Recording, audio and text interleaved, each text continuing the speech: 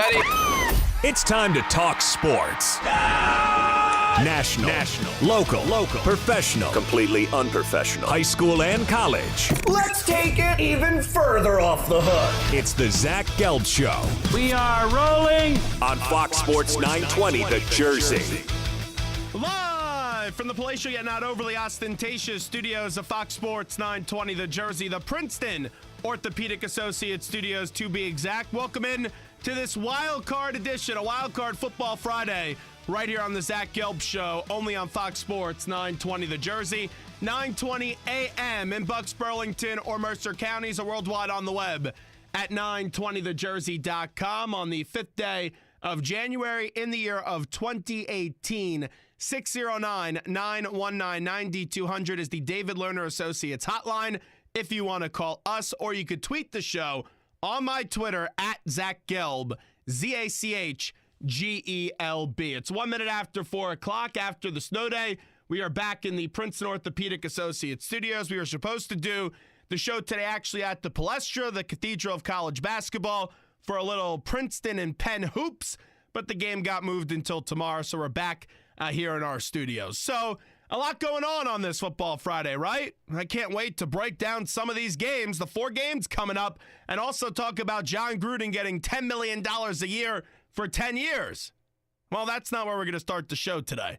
We're actually going to start the show today talking about the New England Patriots, as here we go. We have finally reached the end of Bill Belichick and the end of Tom Brady as a duo together. The sky is falling. I walked out of my house today, my nice apartment, an icicle hit me in the head, and the sky's falling, right? Like, seriously, with some of these people and some of these garbage hot takes on the cesspool that is Twitter, I've had enough of them. And I'm not overworked about this. I'm not sensitive about this. And I'm not soft about this like some of you clowns claim I am on Twitter. I'm just realistic. And I try to explain this to you. I don't have an agenda. I don't go into something saying, oh, I'm going to be negative today, or I'm going to be overly positive. I get a paycheck from 2 radio stations to give you my opinion based off the stuff I watch and read. So last night, it all starts with the hype. They leaked the article before they even put the article out there. Oh, let's get the headline. Let's get people talking about this before Wild Card Weekend, because there needs to be a juicy story out. Oh, there's going to be a bombshell of an article. And the minute when I heard the words, bombshell of an article, I said, this story's not going to live up to the hype. Because even before the piece by ESPN came out, you had people actually giving opinions on this, and they didn't even know what the story was going to be about. Now, I have no problem against the article. I have nothing wrong with the article by Seth Wickersham. I don't. And this has been something that's been talked about, if you actually paid attention, going back to November and December. Tommy Curran alluded to some of this stuff about a month ago, not that long ago. So are there maybe some problems in the New England Patriots organization? Yes. But to suggest the end is near and that the end is coming after this year, people don't have a damn clue what they're talking about. And I'm not talking about the author. I'm talking about all these people that claim to know everything on this device that we call Twitter. And it drives you nuts. You know, I got in bed last night at 10:30. And I didn't end up going to bed until 2:33 in the morning because I'm reading all your idiots and all these takes. It's just ridiculous. And I love being a Patriot fan. I'm the first one to tell you. I'm a New England Patriot fan. Now, this team has given me a lot of success and a lot of happy memories in my life following this football team. But I'll tell you, the hate for this organization, I love it. Because just look how people want to see the demise of the Patriots, that they're sick and tired of the Patriots, and they go off this, a bunch of gossip. Because if you follow Bill Belichick, he doesn't reveal a lot. And no one knows when Bill Belichick is going to walk away. No one knows when Tom Brady is going to retire. But one thing I do know is that both these men are obsessed with winning. And they need each other to win. Yeah, Bill Belichick has success as a defensive coordinator. You know, he was a head coach in this league, but he wasn't one of the greatest head coaches of all time before Tom Brady. And what was Tom Brady without Bill Belichick? He was a 6th-round draft pick. So they both need each other. Are you going to have differences in almost 20 years? Of course. Are you going to have arguments? Absolutely. And I think it's clear. Bill Belichick's not a fan of Alex Guerrero anymore. If he was, Guerrero would still be with the team. He would still have all that access. Well, would it shock me if Bill Belichick wanted to keep Jimmy Garoppolo? Yes. Just look what Jimmy Garoppolo has done with the 49ers in a short amount of time. And you don't just trade away a young quarterback. So I understand that. So there's going to be some disagreement, but at the end of the day, no one could tell you when these two are breaking up. No one could tell you when the divorce is going to happen or when one may decide to retire. Because Tom Brady doesn't give a lot to the public.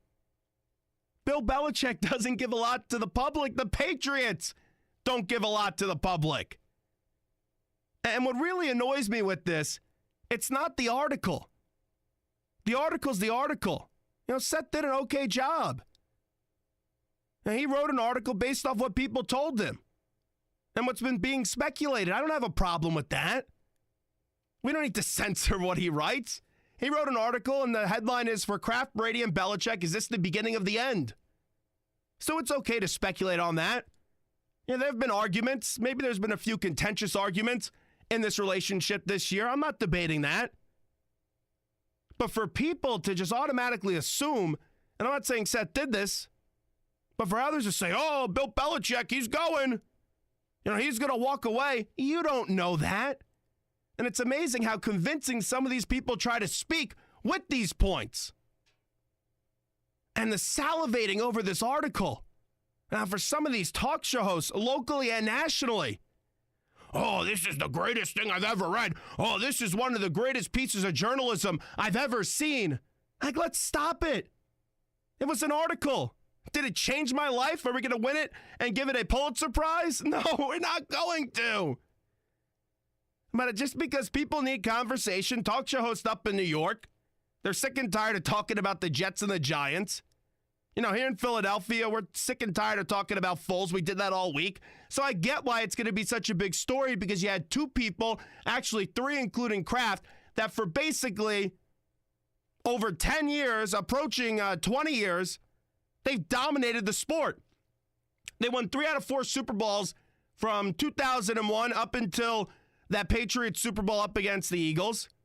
And then they're in the process now of hopefully trying to win 3 out of 4 again. Winning 2 in the last 3 years, taking down Seattle, and then also the 28-3 comeback up against the Atlanta Falcons. But I just don't understand some of these hot takes. And maybe I should, because I understand Twitter, and I understand how inept some people are and how ridiculous some people are. But people got to settle down today. It's ridiculous. And I've seen people say, oh, Bill Belichick's going to leave at the end of this year. How do you know that? And Bill's not going to tell you. Bill doesn't speak to the media. He's not a loquacious man. You think he's going to go anonymously and talk to Seth and say, yeah, let's write this. You know, the guy that says, on to Seattle, on to the Jets, on to the Steelers, on to the Browns, whoever he's playing. You think he's going to waste his time with this stuff? I don't. And that's why they released a statement today. Some people say, oh, you don't release a statement unless if you need to dispute some things. Or, oh, you don't release a statement unless if it's true. They released the statement because the Patriots over the last few years and over this run are kings of eliminating the distraction. Just look back to Deflategate.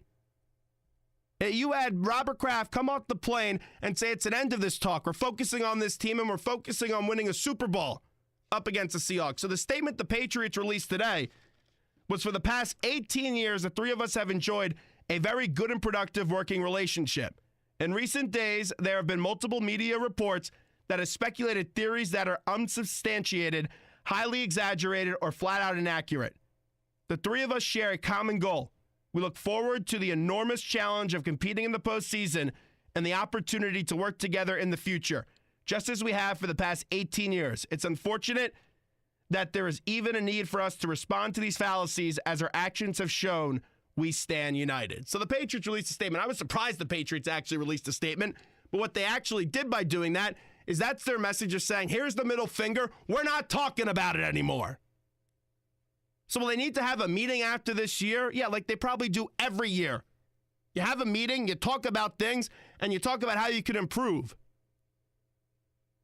And for the Patriots, you talk about how you usually try to win again and what you need to do. Maybe some things need to be cleaned up in the Brady and Belichick relationship because of how Tom is so loyal to Alex Guerrero. And there are issues there. But just because you have issues does not mean that the relationship is over and that you should file the divorce papers. And that's what people don't seem to get about this thing. Do you know how many times in even happy marriages couples get into arguments? You hear it all the time. And in the sports world, you don't think when you have two competitive people, two people that are obsessed with being great and obsessed with preparation, they're not going to disagree here and there? Of course they are. And there's probably been disagreements this year. But for everyone that's saying, this year's dysfunctional, this year is a mess, this year tension is brewing like no other, has it affected them on the field? Because last time I checked, the Patriots still have a bye. Last time I checked, the Patriots are 13-3, and they're on a quest to win another Lombardi. Doesn't mean it's going to happen again this year. It does not. But for everyone today to be freaking out when we could be breaking down these 4 games, it's a little bit too much. And it doesn't surprise me, because whenever it's a Patriot situation with Brady, Belichick, and Kraft, there is usually a great overreaction. Because most people, actually almost every fan in the league, is jealous of their success. And they're not perfect. Belichick's not perfect. Brady's not perfect. Kraft's not perfect. But here's the thing. Together, they have put an unbelievable run. And everyone since 2009, it really started with that guy, Rob Parker, who started with his hot takes of no way, no how. The Patriots are never going to win again or get to another Super Bowl with Tom Brady as their quarterback. How's that worked out? And every time the Patriots lose a game, a big game, which doesn't happen a lot, people start, oh, is this the end? Oh, the end is near. Well, let me tell you something, folks. Eventually, one day you're going to be right. But if you throw the dart at the dartboard 1,000 times, your percentage is not good. But eventually, one time, you'll hit the bullseye. You will. And it's not crazy to understand that the end may be near for the New England Patriots. Tom Brady's 40. Bill Belichick is in his 60s. So I don't know how many more years they have left. But I don't think these two guys are going to walk away. These two guys that have benefited off each other and together have formed maybe the most powerful sports duo in the history of sports. I don't think they're going to walk away because they both need each other. And they both need each other a lot. And they still can win, and they still have an opportunity to win. Tom Brady said it before. He'll retire when he sucks. He hasn't declined. Bill Belichick, I don't think he's going to stick around for this great rebuilding process. And I do believe Brady will go before Belichick. I do. Because as much as Tom wants to play another 5-10 years, I don't see how that happens. And there's no one that's a bigger Tom Brady fan than myself. But I can't tell you with 100% certainty that the end is going to be at the end of the season. And if TB12 and Bill Belichick are not with this team, and one of them not with this team at the start of the next regular season, I would be stunned. I really would. And just this, I think this is just such a great overreaction. That's what it is. And the article got the hype. It got the leaked tweet of, oh, it's going to be a bombshell article. And I was actually disappointed. And I thought there was going to be something earth-shattering in this. All you really know is there's a few problems, but you can fix these problems. I think you can, because you know what cures everything? Winning. And the Patriots, with Brady and Belichick, have a good chance to win, just like they have done for the last 18 years. So I'm not going to waste my time with this during the entire show. Now, we'll talk to Matt Lombardo with it. If callers want to bring it up, you're more than welcome to. But let me just be clear. This is a great overreaction, in my opinion. I don't think it's going to affect the Patriots. They issued the statement today, and they're going to move on. So we'll move on as well. 609-919-9200. That's the David Lerner Associates hotline. It's 4:15 This is the Zach Gelb Show on Fox Sports 920 The Jersey on a fired up Football Friday. Because, according to people on Twitter, I'm sensitive. I'm soft. Whenever you have a different opinion than them, they have to go all Donald Trump on you with their tough Twitter fingers. Ridiculous. Absolutely ridiculous. All right, we'll take a break. Be back right after this.